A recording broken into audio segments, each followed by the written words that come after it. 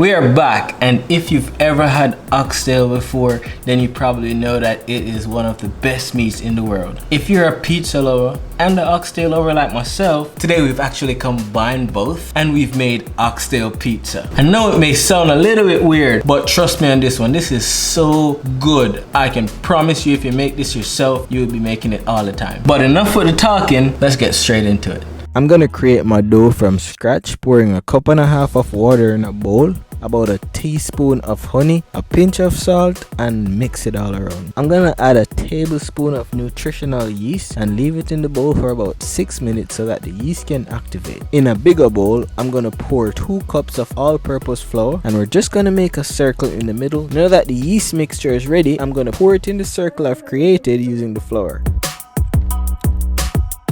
Alright, so we're just gonna stir it until we have a combination between the yeast mixture and the flour. Look at the flick of the wrist. Shout out Migos. Wait, that is Migos, right? Yeah, I think so. Hey, I'm giving you the best high-end restaurants pizza dough recipe here. So if you're still here, hit that like button and let me know. Also, if you're new to my channel, please take a few seconds and hit the subscribe button right now. And if you've already subscribed, thank you for joining the family. I'm looking forward to sharing all these cool recipes with you all. This is Eat with Dunks, where I make and share simple and creative meals that you can make on your own for yourself or your family. Alright, so I'm just gonna knead the flour into a ball like this.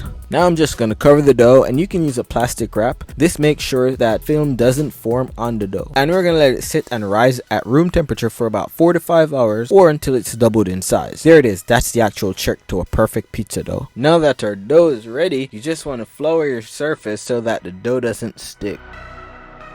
This pizza dough recipe is good for about 2 12-inch doughs. So I'm gonna cut it right down the middle, just like this. Lower your hands and use your fingers to fold under the dough in this motion until you have it formed out into a ball, just like this. Now I'm going to pour some olive oil into a bowl and place the balled up dough into the bowl with the flatter side down. I'm going to cover it with a plastic wrap. You want to proof the dough in the fridge for about 24 hours or up to 5 days, but no less than 24 hours. This is called the cold fermentation stage. Now let's skip to the good part, the oxtail. So I'm seasoning my oxtail with about a tablespoon of browning, a tablespoon of ginger powder, a tablespoon of garlic salt, and a tablespoon of black pepper. Then we're just going to mix the seasoning in until the oxtail is fully coated. If you forgot to hit the like button and subscribe button, now would be the time to do so. Alright, now you want to get a pan with some oil and place your oxtails in so that they can get that nice brown color that we want. After both sides have browned, you want to add some water and allow it to cook. After browning the oxtail, it would have been a lot faster if you were to use a pressure cooker or an Instapot to cook it. But if you're doing it in a pan like I am, you want to add water as you go so it doesn't dry out. In the meantime, I'm going to cut up some seasoning. What I have here is some chopped onions, scallions, green bell peppers, garlic. Also chopped up a Scotch bonnet pepper for a kick. You know how I do it. I love it spicy. I'm gonna add the garlic and the Scotch bonnet pepper in the oxtail right now so I can add some flavor. It's been over an hour and 45 minutes and our oxtail is almost ready. It would have been about 40 minutes if I was using a pressure cooker, to be honest with you. But I'm just gonna add about 2 tablespoons of ketchup here, a tablespoon of garlic salt, ginger powder, and black pepper. Stir it up and let the seasoning soak into the oxtail right now. Oh yeah, don't forget to add some brown sugar. Do you cook your oxtail with brown sugar? Let me know in the comment section if you use brown sugar to cook your oxtail. Now we're gonna add all our veggies and let it simmer down. Yeah, I can't sing for shit. But about 2 hours later, our oxtail is ready. Remember our dough? Oh yeah, I didn't forget about her. Now we're gonna form it into the pizza shape. I'm just gonna flour my hands and press on the dough with my fingertips to stretch the pizza into the shape that I want. Once it gets to about 6 inches, I'm just going to use my knuckles underneath and continuously rotate the dough until it stretches into the size that I want, just like this. Once it gets to that size, you can just use your hand to finish forming the perfect circle for you. This helps with the formation of your crust.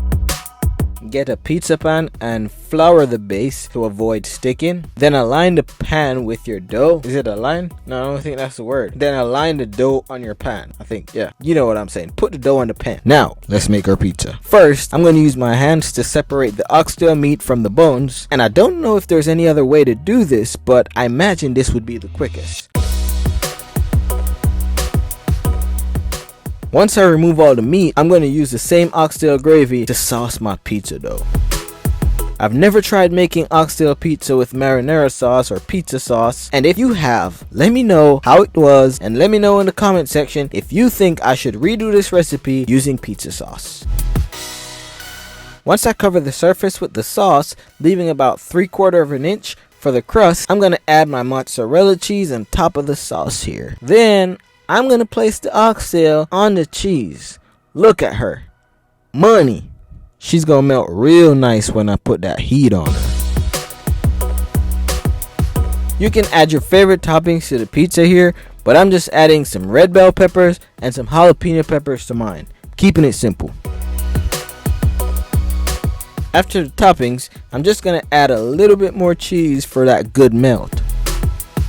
This mixture right here is my garlic sauce. I'm going to use it to coat the crust of the pizza. It's made with olive oil, Italian herbs, and garlic powder. That's it. It's pretty simple. I'm just going to rub it all around the crust or the edge here, and that's going to give that taste, that crust a nice taste. You know what I'm saying? You know those pizzas, you ever had those pizza where you actually eat the crust at the end, or the crust before? I know when I was a kid I used to eat the crust before I ate the pizza. Whatever. Anyways, you eat the crust. That's what I'm going for here. That's the goal. Now it's ready for the oven. So you want to place it in the oven on 500 degrees heat for about 15 minutes. I forgot to set the timer on mine, so mine ended up being in there for about 25 minutes. But gosh, when I tell you it smells good, it looks good, and I'm gonna give it a try here and let you know what it tastes like. Alright, look at the cheese spool here. Ooh, gotta hold it with both hands. You can't tell me I've never been to heaven before. So good. Money, milk, and honey. I'm giving this one 10 out of 10. If you made it to the end of this video, comment 10 below and let me know. Thank you for watching, and I'll see you next week with a new recipe where we'll be eating with ducks. Peace.